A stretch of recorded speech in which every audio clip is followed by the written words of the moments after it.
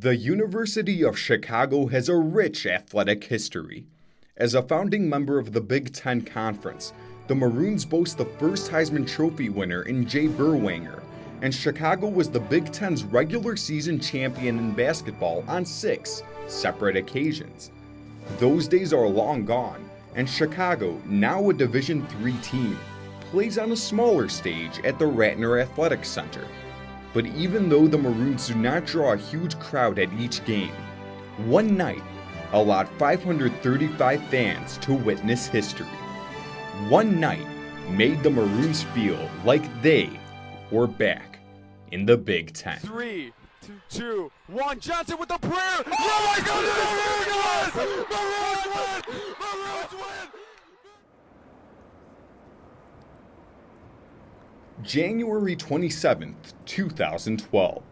The Maroons were midway through their UAA schedule with a 9-7 overall record and 2-3 record in conference play. Their leading scorer for the past year, senior Matt Johnson, had already had a 37-point performance earlier that season and sunk 44 points the previous game. Even with Johnson riding the hot hand, the Maroons were faced with a difficult task. That night, Chicago was scheduled to play 4th-ranked Emory, and coming into the game, the Eagles were 15-1. But Chicago was primed to do the unthinkable.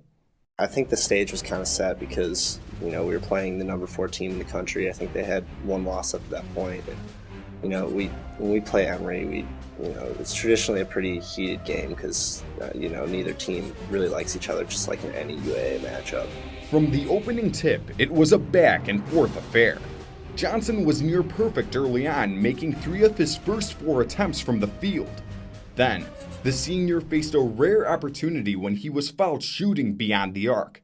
At that point, Johnson was an 89.5% shooter from the charity stripe on the season. I take pride in making most of my free throws, and just each one just rimmed out, and I couldn't really believe it, and couldn't believe I just kind of left those points up there. That small stumbling block did not deter Johnson's confidence, and shot after shot after shot went in. Yes! Oh. That's the Matt Johnson that we know, isn't it, James? Oh yeah, I love it, Alex. I'm loving it. I just remember being on the bench and thinking, wow, Matt's been hitting a lot of shots tonight. With under 2 minutes left in the first half, Johnson already had high double-digit scoring figures. 17 points in one half. Absolutely ridiculous by Matt Johnson tonight. The final 15 seconds foreshadowed what was to come later in the game between these two rivals. Johnson for 3. Oh my goodness! You cannot be serious! The Maroons are up 45-43, 5 seconds remaining in the half. The ball's in the hands of Florin. Florin's the desperation 3, and it falls. What a half! Oh my goodness! Wow! The Maroons star knew he was having a good game, but he didn't realize just how many points he had going into the locker room. Some of the guys were like, hey, Maddie, you know how many you have? And I was like, no. They're like, I think you got 20 there. I think you got around 20. And I was like, wow, I didn't realize that. Johnson was on pace to break the school record for most points in a single game, which at the time was 44, set by Derek Reich in the 2002-2003 season, and matched by Johnson just 1 game earlier. Matt is a different player than Derek and a lot of different guys. What he had in common with those guys is kind of a self-will, kind of a willingness to make plays and confidence in himself and belief in himself. And the plays he makes are different than other players. But when you look at guys who can, really score and really make plays, the belief they have in themselves, the kind of internal sureness that they carry is kind of the common denominator. With 20 points in 20 minutes, speculation began to build surrounding the single-game record. I think Matt came out of Sunday's game saying to himself, I want this record. He's never going to admit that, but after that first half, with 20 points, 8 of 13 from the field, 4 for 8 from behind the arc, you might as well say that he really wants this.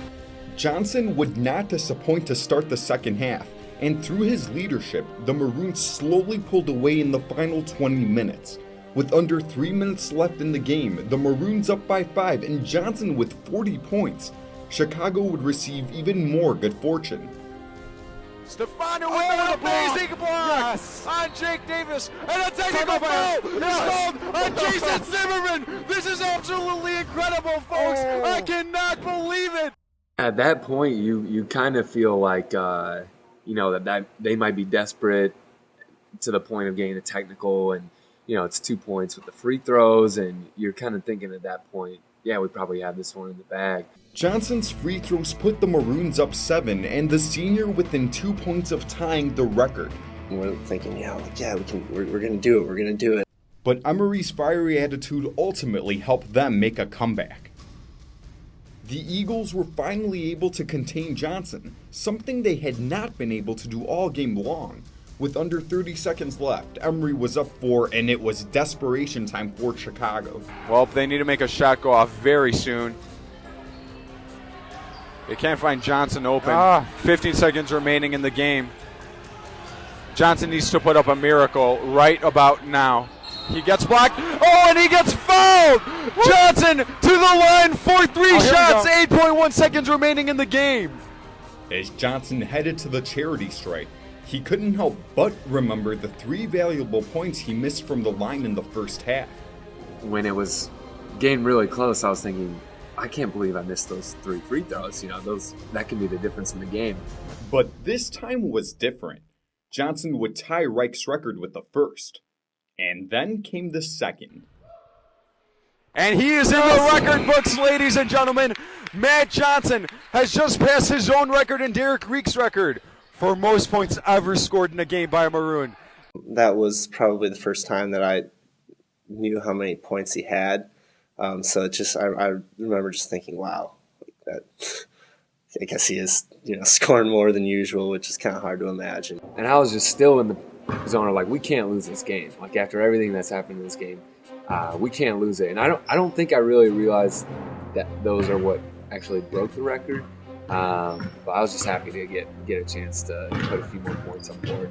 Chicago was still down 101-100 with 7 seconds left, forcing the Maroons to foul Emery and send them to the line for 2 shots. After Alex Grevin missed his first free throw, McGrath called a timeout. We came into the huddle after he missed the first one and knew we were either going to be down 1 or 2 with enough time on the board to get a good shot. And I distinctly remember feeling like, okay, we got this. What I was most concerned with, whether it was make or miss, was getting the ball to Matt with the concern that they would try to keep him from catching it. That's why I didn't want to use a timeout after that second free throw. I didn't want them to set up and get a chance to kind of keep the ball out of Matt's hands. Usually he'll be at the board and, diagram some play like, screen here. He drew an X on the sideline for Tom and then an X at the free throw line for Matt and said, give the ball to Matt and everybody else get out of the way. There was no doubt in anyone's mind who was going to be taking that last shot. It was the kind of game where it really felt like whoever had the ball last was going to have the best chance to win the game. The strategy was set, but the game would be determined by the 10 players on the court. The shot is up, and it falls. If I'm thinking on defense in that situation, what their coach is saying is don't foul. So I thought that they would be applying some pressure. I think they wanted to, keep me from getting too close to the basket, but I thought I could create a little space and get a shot off. I remember Tom passing the ball in and Matt at the right elbow, and he kind of pushes into his guy a little bit and breaks off, catches it. Matt wasn't really able to attack towards the basket as much as I thought he would because there was a little bit of help, and they did a good job of turning him and having some help. He gets across half court, and I remember, I've seen him do the move a million times, kind of an in and out dribble, and then he stops. I can't remember if I heard someone say shoot or I took a quick look at the clock, but decided to just take a step back, set my feet, and let it go. But when he pulled up, and it left his hand, I was like, wow, that has a shot. Ball goes into the hands of Matt Johnson. 5, 4, 3, 2, 1. Johnson with the prayer. Oh my goodness! Maroons win! Maroons storm the court! Oh my goodness! Maroons win! I just remember him hitting the shot and just hearing the buzzer and just taking off. I think a lot of the students that were there jumped down and came onto the court. So that was pretty cool that they did that. Everybody was in disbelief a little bit. After a win, McGrath typically grinds his players for mistakes they made throughout the game. This time was different. I think he just said something like, there was no way we were going to lose that game after everything that had gone down. Like, we showed a lot of fight. We almost found a way to give it to him. But overall, I think he was just pleased with the win, and everybody was pretty excited with the ending and the way it turned out. We just kind of went in the locker room, and the guys were excited, and I just kind of said, hey, that was a hell of a day, and that was a hell of a win, and you guys deserve a chance to really enjoy it, and let's come back and try to get another one. Little did McGrath know just how much his players would enjoy the win. I got, I think, a call from Coach Adams, one of our assistants, and he said, hey, man, ESPN requested for the tape, and we just sent it to him, so it should be on SportsCenter sometime tonight or this morning. And I was hanging out with the team, actually, at someone's apartment, and I hung up, and I was like, hey, I think it's going to be on SportsCenter. I think we ended up watching 3 top 10s, and finally on the third one it went right from Dwayne Wade's face. I remember distinctly, right from Dwayne Wade's face then. And now we take it to Division III. At 3, did you see this? Chicago against Emory. Chicago trailing by 2. At the buzzer, my name's Matt Johnson. I had 49 points, a school record. My name is Matt Johnson. And I have 49 points. That's about all I got.